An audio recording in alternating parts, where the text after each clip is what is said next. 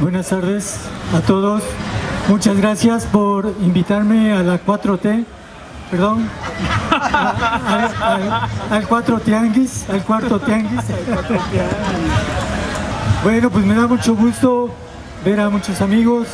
compañeros y personal que se ha animado a venir a este 4T. Bueno, yo para no perderme en mis ideas y en mis pensamientos, en mis malos pensamientos, pues me tomé la tarea de escribirlo para que podamos platicar un poco sobre el tema que se trata sobre el zapatismo y el magonismo. Pero me da mucho gusto que haya esta cobertura, que se aborden estos temas y que se vea o que nos podamos ver desde una perspectiva también crítica y autocrítica, porque creo que estamos en tiempos de transición, en tiempos de cambios, donde tenemos que reinventarnos,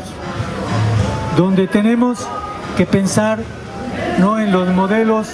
monolíticos del siglo XIX o del siglo XX, sino tenemos que reconstruir nuestros pensamientos a partir del tiempo que nos está tocando vivir. Pues se llama repensar el zapatismo y el magonismo hoy en día. El título del conversatorio es muy amplio, pues abarca más de 50 años de la historia de la lucha social de nuestro país, el cual se conformó a partir de la invasión hispano-cristiana y el sometimiento de los diferentes pueblos originarios que ocupaban un territorio del doble del tamaño del actual. La causa de la insurrección convocada por el Partido Liberal Mexicano, comandada por Ricardo Flores Magón y un puñado de arrojados revolucionarios antiporfiristas, así como el levantamiento armado de Emiliano Zapata, pueden parecer tener diferentes causas, pues mientras el Partido Liberal se proponía la supresión de la dictadura porfiriana, el Ejército del Sur se levantaba en contra de la traición de Francisco y Madero a su palabra impresa en el Plan de San Luis. Pero al final de cuentas, ambos movimientos buscaban reconstituir una sociedad más justa para los trabajadores de la ciudad y para los campesinos e indígenas de todo el país. Ricardo Flores Magón y su hermano Enrique, Juan Saravia, Antonio Villarreal y Librado Rivera, entre otros,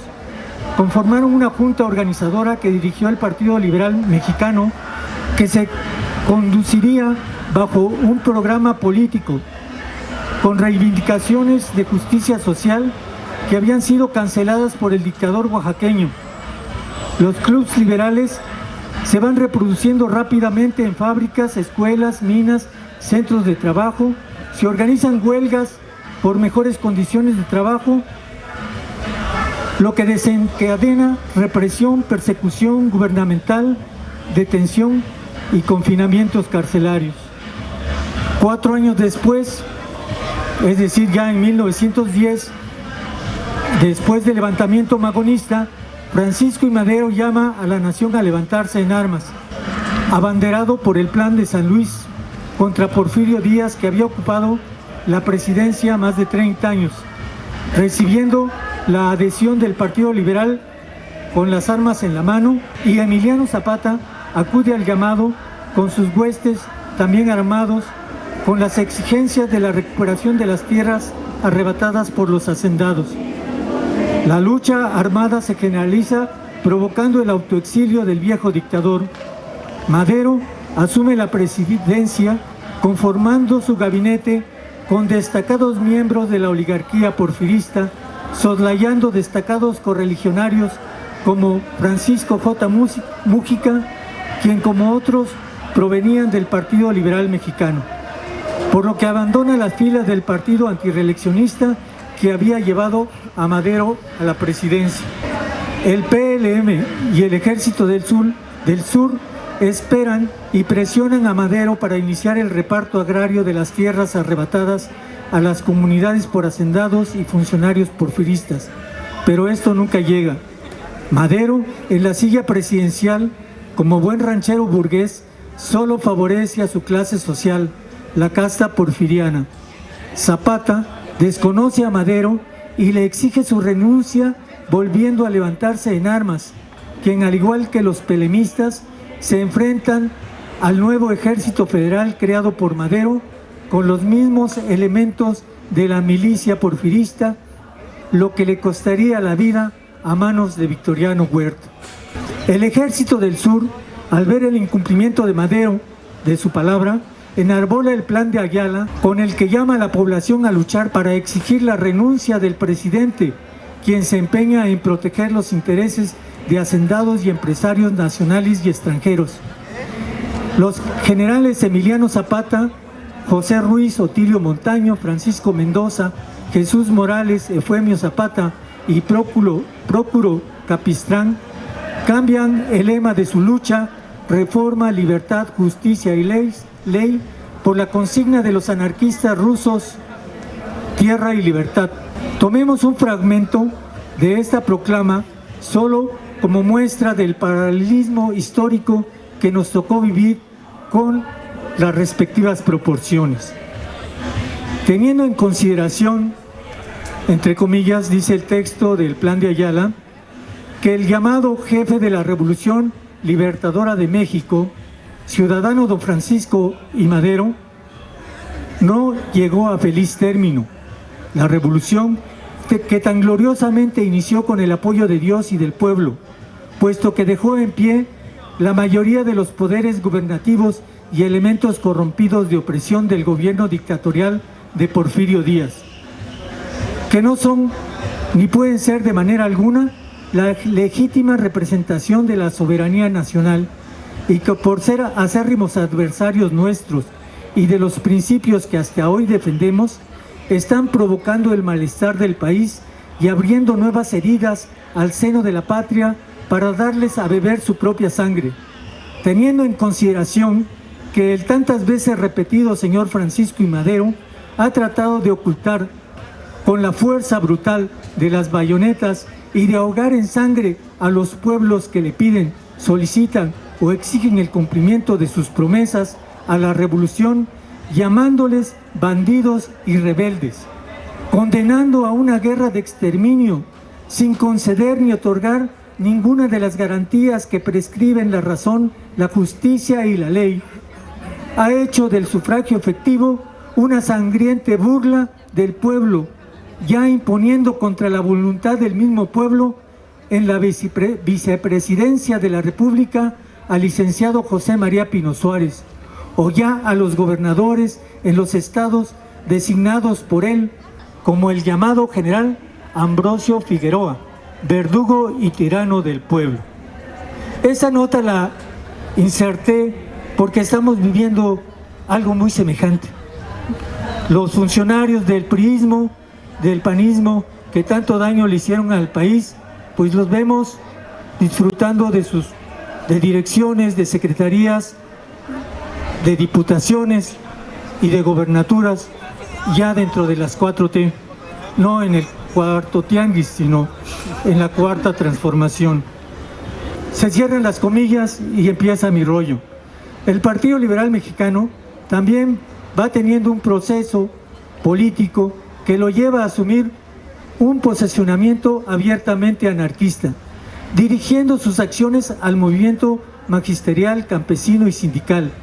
Es en este último sector donde los anarquistas logran conformar la Casa del Obrero Mundial,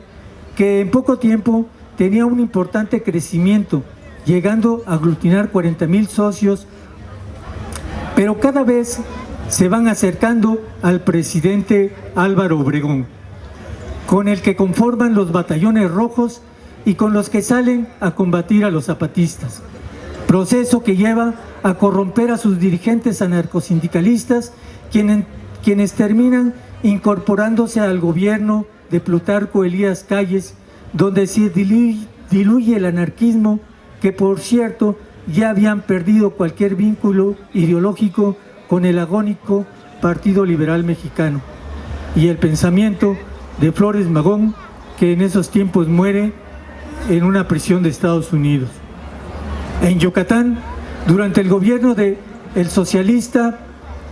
Felipe Carrillo Puerto, el anarcosindicalismo es señalado de tratar de desestabilizar su gobierno a través del sindicato de ferrocarrileros y el de trabajadores portuarios, con el argumento de que el anarcosindicalismo solo realiza acciones sociales y no políticas, pues no le interesa el poder del gobierno. En Oaxaca, al llamado de las armas de Madero, responden en diversas regiones y valles centrales personajes vinculados o afiliados al Partido Liberal Mexicano, como el profesor Faustino Olivera, Ismael Puga y Colmenares, Rafael Odriozola, Ángel Barrios, Manuel Oseguera, son los que encabezan este movimiento.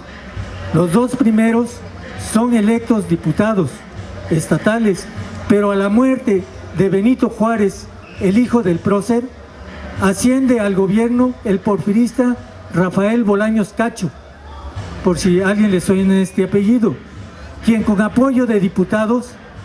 miembros de la oligarquía porfiriana, los desaforan y son ejecutados sin juicio alguno. De esta forma, la resistencia que en algún momento fue del Partido Liberal Mexicano en Oaxaca empieza a ser desmembrado hasta su extinción. Solo Ángel Barrios sobrevivió para dar testimonio, refugiándose en la región de La Cañada. El movimiento zapatista tuvo sus expresiones esporádicas en la región de la Mixteca y en la costa, y Ángel Barrios fue su principal exponente en Oaxaca. Podemos afirmar que desde aquel entonces el conservadurismo tomó el control del Estado, pues la mayoría de los gobernadores han sido de extracción de familias de hacendados y comerciantes de cuño porfiriano, hasta el reciente exgobernador Gabino Cue, con algunas excepciones, por supuesto.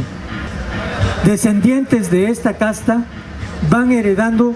cargos directivos de secretarías de Estado, diputaciones y senadurías, preservando el control gubernamental que protegen sus intereses de clase. Esto lo podemos ver en cualquier secretaría del gobierno del Estado, donde pues prevalecen estos directores, estos secretarios que vienen de estas familias de oligarcas que ya casi como por herencia reciben estos puestos. Pero, ¿dónde quedaron los magonistas o zapatistas en Oaxaca? Puedo aventurarme a decir que el ideal magonista de la vida comunitaria ha prevalecido desde por lo menos hace 500 años en más de 400 comunidades indígenas que se rigen por usos y costumbres o sistemas normativos, como le han bautizado los tecnócratas. Sin embargo, son gobiernos desarticulados unos con otros y sometidos todos, primero por la corona hispana y actualmente por un gobierno y un Estado ajeno, al cual no pertenecen estructuralmente ni jurídicamente, solo tienen un reconocimiento tutelar, como si se tratara de menores de edad, y me refiero a las comunidades indígenas, sin que aún puedan decidir su propio destino.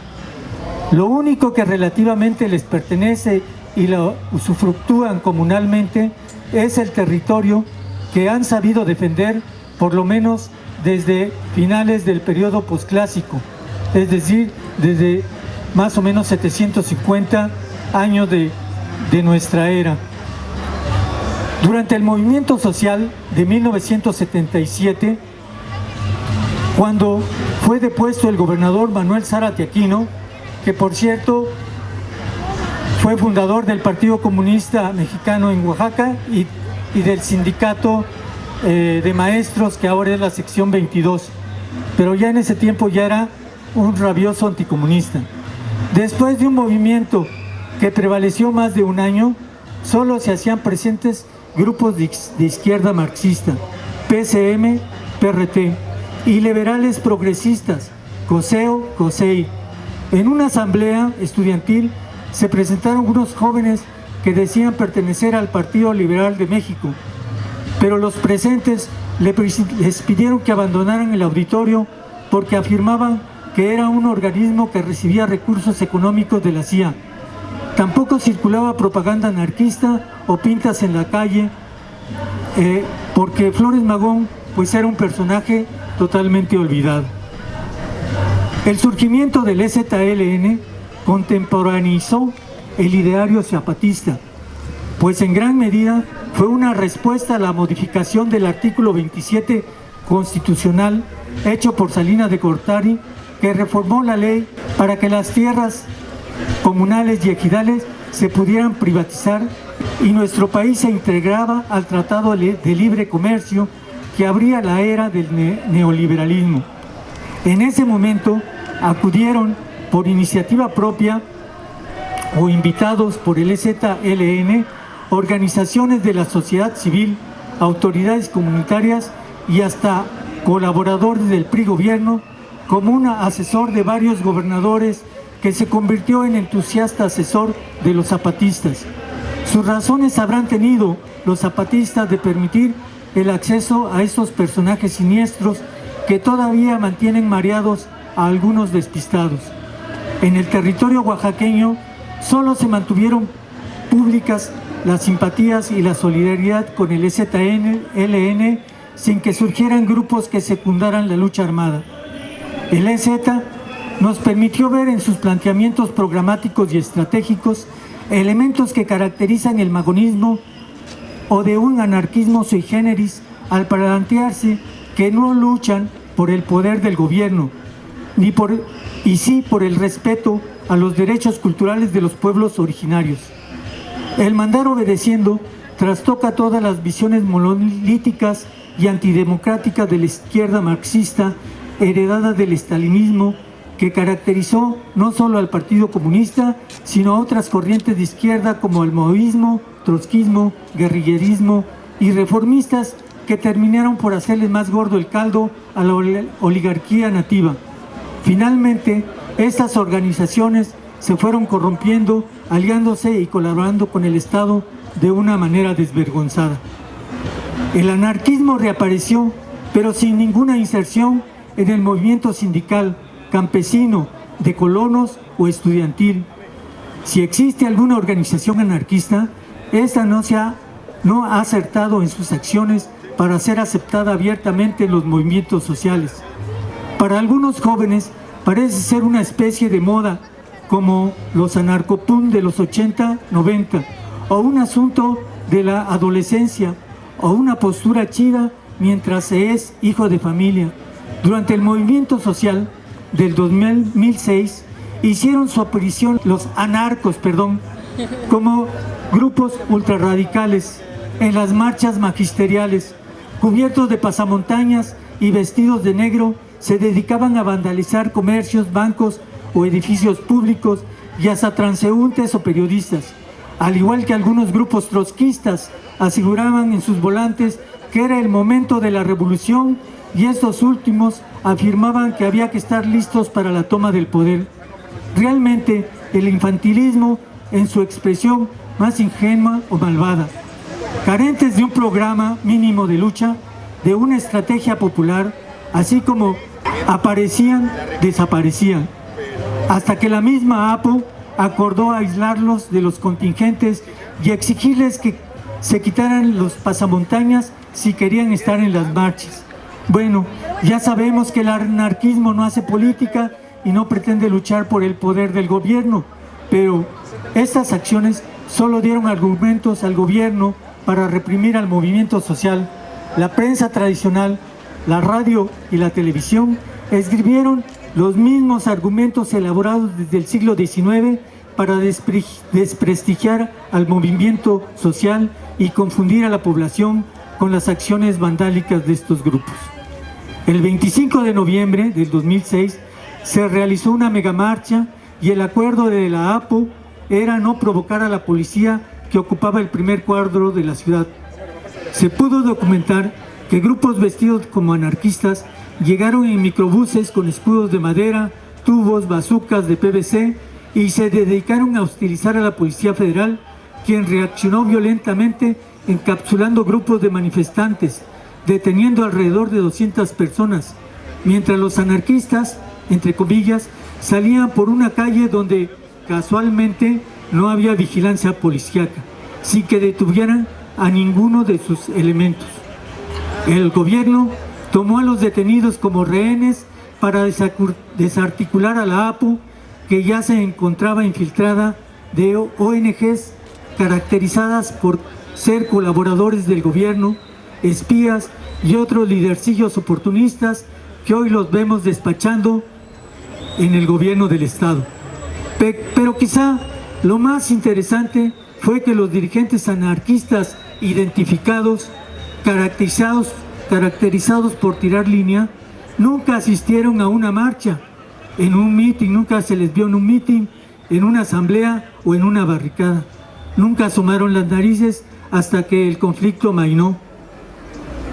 ¿Habrán tenido órdenes de aprehensión? No lo sabemos, pero es muy seguro que no, pues no eran visibles como otras personas que fueron guías, motores y que no pretendieron ser dirigentes, como fue el caso de la doctora Berta Muñoz, profesora de la Facultad de Medicina y quien en el movimiento estudiantil del 68 perteneció a la Liga Espartaco. Hoy en día, el alma de los zapatistas vive en las comunidades que defienden sus territorios del despojo, pero no tienen la necesidad de autoetiquetarse. El zapatismo es una actitud ante el neoliberalismo, los fraccionadores y el Estado que los protege. No es un discurso elocuente como el que suelen elaborar los intelectuales institucionalizados en el gobierno o en la academia. El zapatismo se ha convertido en una forma de vivir en resistencia, lo mismo que podemos afirmar del anarquismo. Una gorra, una playera, un tatuaje o un superchoro no es lo que convierte en anarquista. El anarquismo vive en algunas expresiones estupendas, en las artes gráficas que los jóvenes pegan en las calles, pero no en el movimiento social, porque no se dirige a un cambio social verdadero. Las pintas y grafitis que aparecen en los muros y que dicen, por ejemplo, muera la policía, viva la violencia, o la leche es violación, refleja una pobreza profunda, intelectual y políticamente o pedagógicamente, como argumentan algunos que el anarquismo debe ser educativo. El anarquismo es quizá una terapia contra la ansiedad que padecen ahora hasta los adolescentes, o una válvula de presión social que tiene una función de desahogo de la gran vitalidad y energía de los jóvenes. Pero lo que urge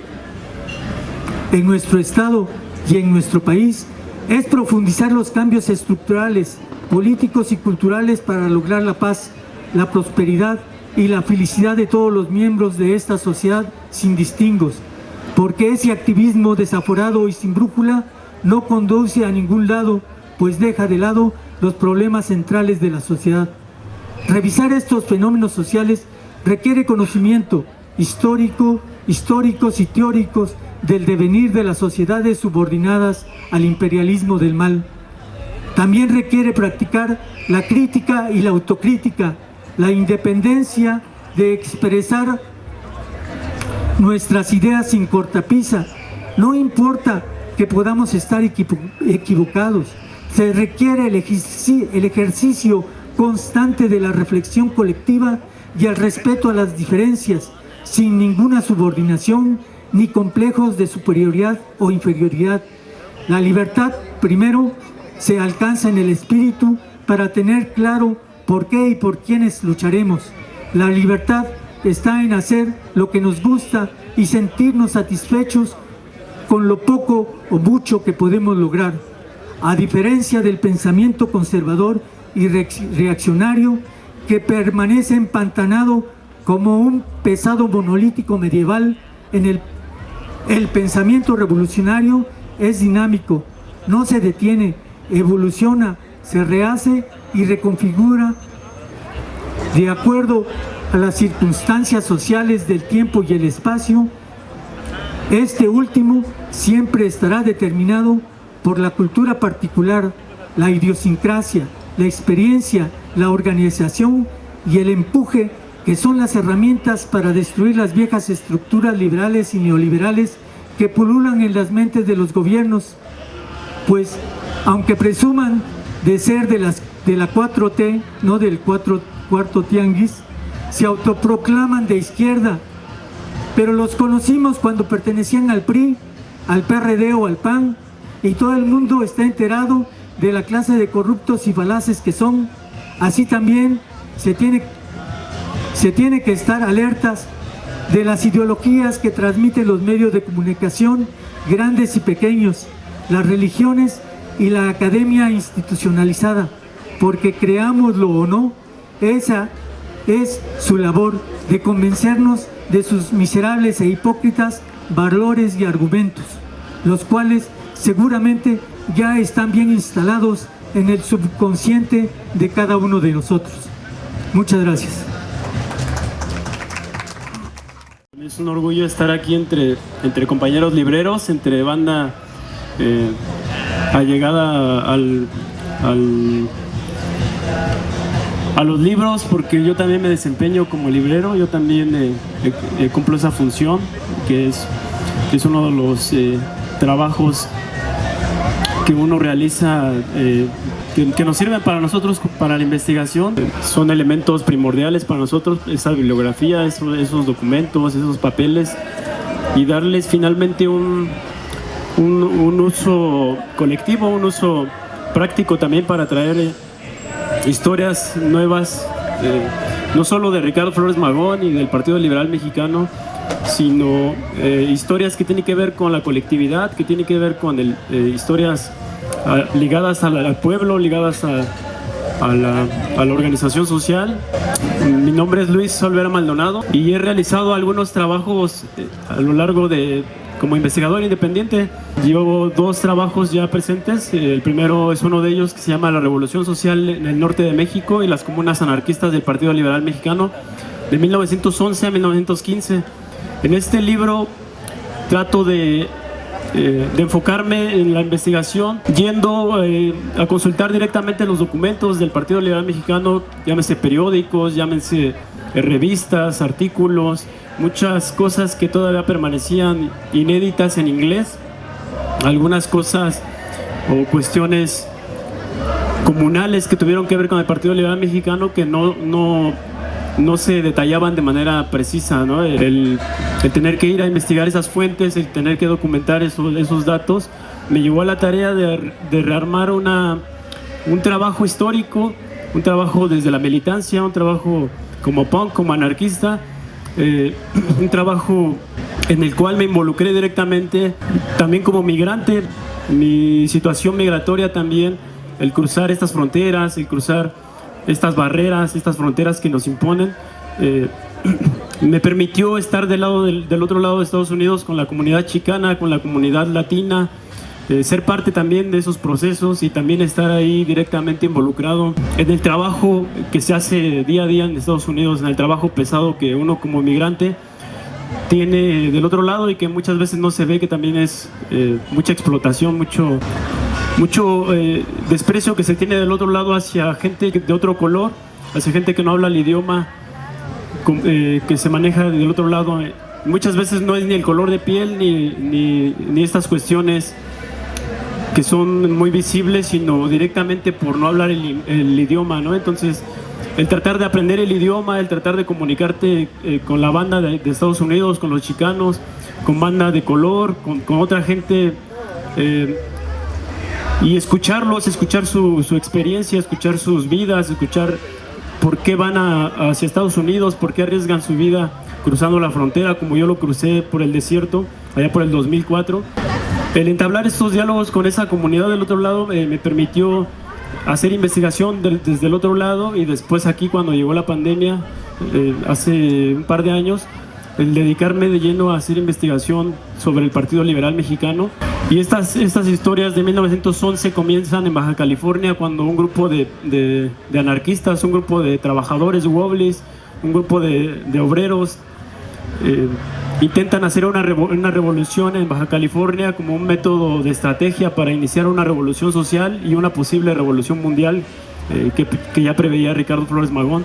Es así como este grupo armado se levantan en Baja California y logran en algunos enfrentamientos logran tomar algunas poblaciones importantes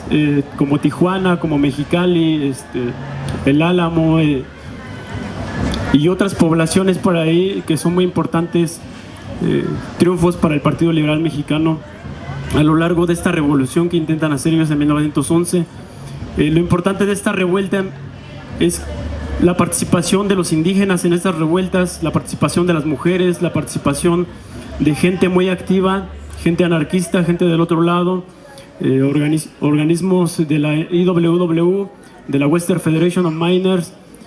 que brindan su apoyo a la revolución, muchos afroamericanos que también logran cruzar la frontera y aliarse con los combatientes de este lado de México. Y es importante analizar esas cuestiones de internacionalismo proletario que se dan aquí en esas poblaciones, ese contacto que se da entre los anarquistas, los socialistas y todos los grupos que se mantienen con el Partido Liberal Mexicano, y los nexos que hacen con la población indígena, con la población, para intentar recuperar sus tierras, ¿no? Regresarlas a sus auténticos dueños. Y como el maderismo no cumplió esa función, pues los compañeros siguen nuevamente en armas, ¿no? Como antecedente, pues ya el Partido Liberal Mexicano tenía desde 1906 una serie de levantamientos armados, las huelgas de Cananea, de Río Blanco, posteriormente en 1908 otros levantamientos armados, y finalmente con los levantamientos de 1910 en la que en uno de esos combates cae muerto Praxedis Guerrero en el intento de tomar Ciudad Juárez en el poblado de Janos. Pues es la base de esta revolución que viene desde mucho antes, ¿no? Desde sus primeros arrestos de Ricardo Flores Magón en 1892, y que tienen una base social muy importante. Cuando yo en estas investigaciones me puse a analizar la plataforma organizativa del Partido Liberal Mexicano, pues nos damos cuenta de que son más de 50 guerrillas en el norte y parte del centro del país, más de 100 grupos de regeneración en Estados Unidos, en México, en Puerto Rico, grupos aliados en Argentina, grupos aliados en Chile, grupos dispersos por España, que también son grupos de regeneración que están brindando su apoyo a la Revolución Mexicana, muchos de ellos inclusive anarquistas, como es el caso de Tierra y Libertad, de la publicación, y de los grupos en torno a ellos, ¿no? Solidaridad Obrera, la Confederación Nacional de los Trabajadores, que brindan su apoyo a la Revolución Mexicana, y que van a tener mucho aporte también en la revolución, porque esta maquinaria importante del Partido Liberal Mexicano se analiza como grupos aislados, como grupos de 15, como guerrillas que no tenían tanto peso, pero sin embargo el Partido Liberal Mexicano, decía Ricardo Flores Magón en 1911 en un discurso, que su hermano Jesús y otros miembros del Partido Liberal, llámese Juan Saravia, Villarreal, que ellos bien sabían que el Partido Liberal Mexicano estaba compuesto de más de 20,000 miembros del Partido Liberal Mexicano, y eso cambia toda una estructura y toda una plataforma de estos compañeros, porque hay trabajadores, hay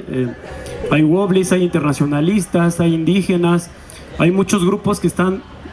actuando ahí en las filas del Partido Liberal Mexicano, inclusive muchas compañeras activas, una infinidad de compañeras ahí militantes que mueren en los combates y que no se registra su historia como tal, ¿no? Que quedó en el olvido, que quedó ahí relegada al olvido. Muchas de esas historias, muchas de esas participaciones de indígenas que tenían una forma de organización basada en la acción directa, basada en el apoyo mutuo. Estos grupos elegían ellos mismos a sus compañeros que iban a ser los dirigentes de guerrilla. Muchos de esos compañeros indígenas movilizan en sus poblaciones y con su comunidad, movilizan a la población para que se sume a las filas del Partido Liberal Mexicano, para que sean la base de apoyo del partido. Después, en 1912, se da otro hecho histórico que tampoco no se registra más que en Regeneración, que es cuando un grupo de guerrillas en Coahuila se movilizan también un año después de lo de Baja California, cuando pierden las poblaciones de Tijuana y Mexicali, que son las más importantes. Después siguen los combates en 1912, pero ahora en la región de Coahuila. En esa región de 1912 intentan también hacer trabajo colectivo, intentan recuperar la población. Hay unos desplegados que se anotan aquí en el libro, hay unos manifiestos, unas proclamas anarquistas de las guerrillas que están actuando en esa región, y que ya se tenía algunos antecedentes de Coahuila. Primero en 1906, cuando grupos del Partido Liberal Mexicano, grupos de guerrillas intentan tomar esa población de Las Vacas. Después en 1908, cuando narra Práxedis G. Guerrero los levantamientos armados en Coahuila, son antecedentes que hasta 1912 podrán ser visibles, y que estos grupos armados toman esa población de al menos 3 o 4 guerrillas que están actuando en Coahuila, despliegan unos manifiestos anarquistas, unas protestas, y lanzan estos manifiestos a la población, que todo va a ser de todos, todo va a ser en común, todo se va a trabajar en apoyo mutuo, la recuperación de las tierras, del territorio, aunque de manera temporal, ¿no? Esto solo por meses, esto es eventual, no duran tanto estos proyectos comunales. Sin embargo, pues queda la experiencia ahí de estos combates y del trabajo que se hizo en comunidad, entre la comunidad, la recuperación de las tierras, el trabajar las tierras, lo que no se había hecho durante el porfiriato y después en el gobierno de Madero, ¿no? El primer presidente revolucionario. Después en 1915 hay otra experiencia, pero es del otro lado de Estados Unidos,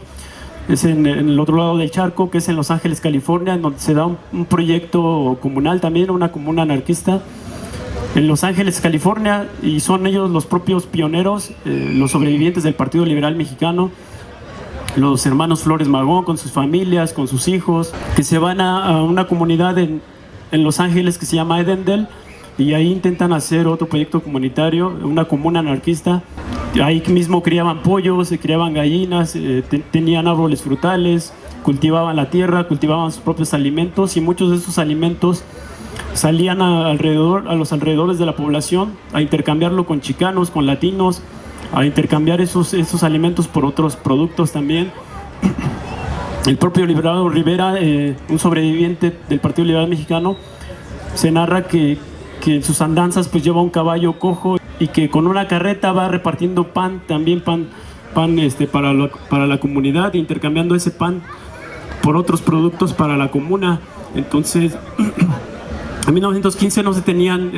muchos registros, o solo parte de esta información estaba en inglés. El intentar reconstruir partes de estos, no solo de estos combates, sino de estos proyectos comunales, que es lo más importante, porque siempre se analizan cuestiones de guerra, cuestiones de revolución que son dolorosas, que hay muertes, que hay muchos combates, que hay mucho sufrimiento, hay mucho fusilamiento. Sin embargo, los compañeros del Partido Liberal Mexicano pues intentaban visualizar lo que sería la sociedad futura, la sociedad horizontal. Iban creando poco a poco ellos lo que podía ser una sociedad más justa, más equitativa, y estos proyectos comunales pues son la base del Partido Liberal Mexicano, las filas de estos 20,000 militantes que tendrán un peso a lo largo de la trayectoria del Partido Liberal. Es por eso que en 1917 todavía se registran algunos combates, en 1913, en 1915 todavía hay por ahí en algunas poblaciones de Sonora grupos de anarquistas levantados en armas, y que mantienen ahí territorios tomados en Sonora, y lanzan manifiestos también hacia los anarquistas, publican en Regeneración, publican a nivel internacional que tienen tomados esos poblados de Sonora, en donde son poblaciones indígenas de yaquis, de mayos. Hay que recordar que muchos de estos grupos indígenas, como son yaquis y mayos, Cucapás y Paypay y otros grupos que se adhieren al Partido Liberal Mexicano, muchos de ellos tendrán un desempeño importante, porque los jefes de guerrilla pues vienen de esas experiencias y son miembros importantes del Partido Liberal Mexicano, afiliados desde tiempo atrás. Otro aporte que se ha intentado hacer pues, es recuperar el aporte de la mujer en la Revolución Mexicana, de las mujeres anarquistas. Y para este trabajo, que se llama Revolucionarias, Rebeldes y Anarquistas, las mujeres en el Partido Liberal Mexicano, fue el que salió este año apenas bajo un sello editorial independiente llamado Antagonismo Editorial. Y en este trabajo se intenta la recuperación de esas vidas de estas mujeres anarquistas a lo largo de 28 biografías y unos 4 o 5 grupos, en total unas 35 historias. Se tratan de recuperar la vida de cada una de ellas a través de la reconstrucción de datos, a través de la reconstrucción de fuentes bibliográficas directas, de periódicos, de recortes,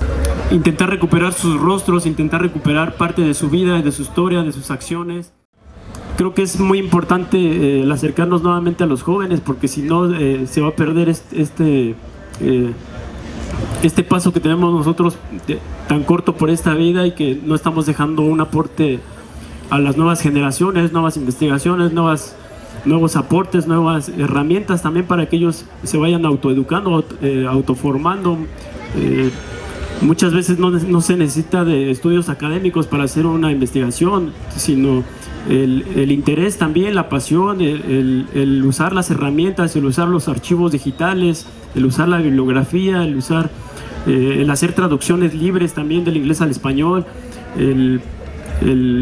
acercarse directamente a las fuentes, a los periódicos, para que esto vaya fluyendo también y que no se mueran historias viejas, historias que todo el tiempo se repiten, los mismos escritos, las mismas cosas que no aportan mucho y que tampoco pues no son vigentes, ¿no? Al menos tratar de hacer nuevas cosas que atraigan a los jóvenes y que puedan haber un acercamiento ahí con nuevas generaciones, para que no perdamos estos impulsos, esta rebeldía, lo que nos tocó vivir a nosotros, dejar algo, una semilla de rebeldía también, el acercarse también al trabajo que están haciendo los compañeros que siguen resistiendo en el istmo de Tehuantepec, en la misma comunidad del Oxochitlán, la resistencia indígena que sigue existiendo a los megaproyectos. Y es ahí donde pues tenemos que estar, como decía el compañero, es donde tenemos que estar involucrados también, el acercarnos a la comunidad obrera, campesina, a las luchas sociales. Tiene que haber un acercamiento, porque creo que ha habido un distanciamiento bastante largo, bastante ya de mucho tiempo, y pues tenemos que regresar nuevamente a hacer ese trabajo comunitario, ¿no? Para que sigamos subsistiendo también nosotros y no quedemos como grupos aislados. Y justo lo decía el compañero, que la formalidad también de llegar siempre con títulos por delante, de llegar con ciertos libros por delante, siempre eso nos impide el acercarnos hacia otras personas en la calle, en nuestras comunidades, en nuestros barrios, porque siempre pues no actuamos como personas, como humanistas, ¿no? Como el tratar de ser mejores personas, mejores amigos, mejores seres humanos, mejores en el trabajo, en la escuela, en donde nos movamos, pues tratar de ser mejores personas para intentar recuperar este humanismo que se ha perdido mucho con tanta violencia también, ¿no? Entonces, pues ahí les dejo para no aburrir, y pues más bien me gustaría también escuchar de allá para acá qué aportes hay de los compas, de la banda que se vino aquí a echar la vuelta para escuchar acá un rato las ponencias. Me gustaría escuchar ahí comentarios, algunos aportes. El carnal el trabajo que tiene, lo recomiendo bastante, este libro. Yo creo que es de lo que se está hablando aquí, es parte de este trabajo también, que es la vigencia y el pensamiento de Ricardo Flores Magón. Creo que es a lo largo de más de 20 autores se dan cita en este libro para hacer estas aportaciones, estas nuevas investigaciones, gente ya reconocida como Carlos Beas, como Tita Valencia, pero también jóvenes muy apasionados, como es el caso de estos carnales que están aquí participando, que me los encontré en el Oxochitlán, y que ellos me hicieron la invitación acá. y que tienen un trabajo bastante interesante y un aporte también que no se da y que hay ese espacio en el que pueden confluir entre jóvenes y banda antaña, banda experta en el tema y que no tienen esos sesgos, ¿no? Tienen esa oportunidad de participar aquí directamente, y es un libro súper recomendadísimo para la vigencia del pensamiento de Ricardo Flores Magón y de lo que se está tratando acá, ¿no? Gracias.